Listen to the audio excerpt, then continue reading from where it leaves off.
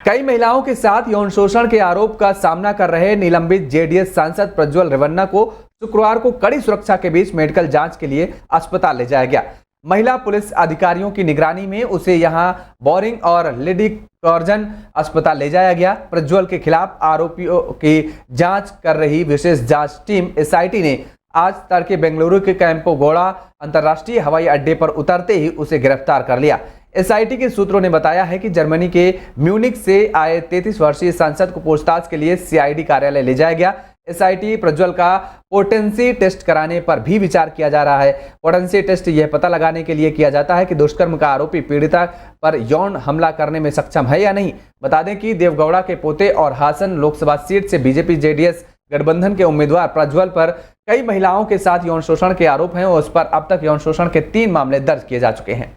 लोकसभा चुनाव के दौरान आयकर विभाग ने ताबड़तोड़ छापेमारी कर अब तक सैकड़ों करोड़ की नकदी और आभूषण जब्त किए हैं। सूत्रों के मुताबिक 30 मई की शाम तक आयकर विभाग ने लोकसभा चुनाव के दौरान 11 करोड़ रुपए की नकदी और जेवर जब्त किए हैं, जो 2019 के लोकसभा चुनाव की तुलना में 182% अधिक है। बता दें कि 2019 के लोकसभा चुनाव के दौरान भी इनकम टैक्स डिपार्टमेंट ने इस तरह की कार्रवाई करते हुए 390 करोड़ रुपए की नकदी और गहने जब्त किए थे।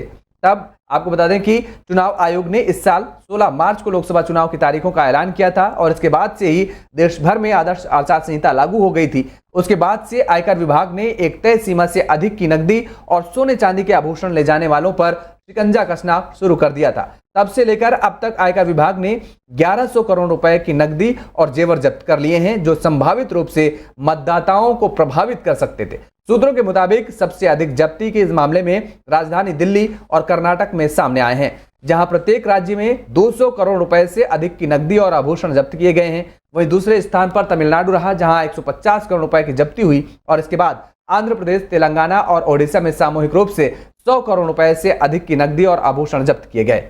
बिहार की मुंगेर लोकसभा सीट के 45 बूथों पर दोबारा मतदान की याचिका पर सुप्रीम कोर्ट ने सुनवाई से इनकार कर दिया है। मुंगेर लोकसभा सीट में मतदान केंद्रों पर बड़े पैमाने पर धांधली का आरोप लगाया गया था। इसके साथ ही स्वतंत्र और निष्पक्ष चुनाव सुनिश्चित कराने की मांग के साथ सुप्रीम कोर्ट ने याचिका दाखिल की गई थी और याचिका में मुंगेर लोकसभा सीट पर दोबारा मतदान कराने की मांग की गई थी। यह याचिका आरजेडी उम्मीदवार कुमारी अनीता की तरफ से दायर की गई थी और इस मामले पर सर्वोच्च अदालत में आज सुनवाई हुई है।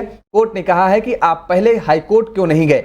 देश के सभी हाई कोर्ट खुले हुए हैं, जिसके बाद याचिकाकर्ता ने कोर्ट से याचिका को वापस लेने की अनुमति मांगी। कोर्ट ने याचिका को खारिज करते हुए वापस लेने की अनुमति दे दी है। आरजेडी उम्मीदवार कुमारी अनीता ने सुप्रीम कोर्ट में याचिका दाखिल कर आरोप लगाया था कि लोकसभा चुनाव के दौरान बिहार के मुंगेर लोकसभा में बड़े स्तर पर धांधली की गई थी। उन्होंने आरोप लगाया था कि 45 बूथों पर मतदान के दौरान जेडीयू कार्यकर्ताओं द्वारा मतदान अधिकारियों की मिलीभगत से बड़े पैमाने पर धांधली की गई। याचिका में कहा गया था कि इसका विरोध करने पर उसके साथ मारपीट भी की गई, जिसको लेकर 13 मई को एफआईआर भी दर्ज कराई गई है।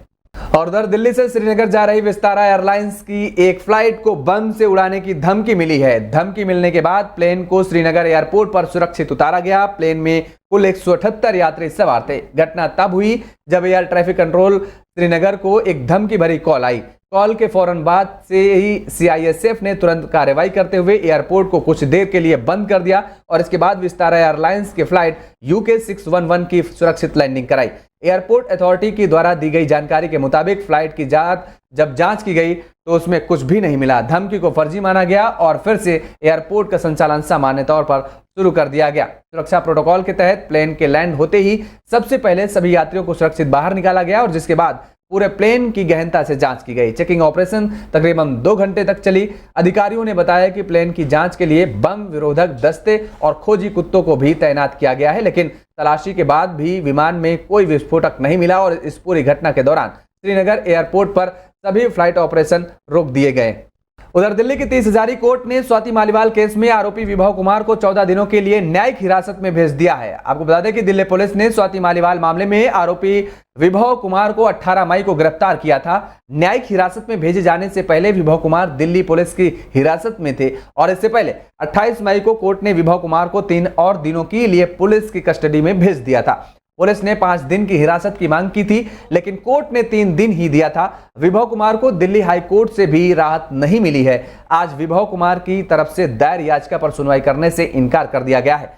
हाई कोर्ट ने विभव कुमार की याचिका को एमपी एमएलए कोर्ट के पास भेज दिया है, जहां जस्टिस स्वर्णकांता शर्मा की बेंच विभव कुमार की याचिका पर सुनवाई कर सकती है।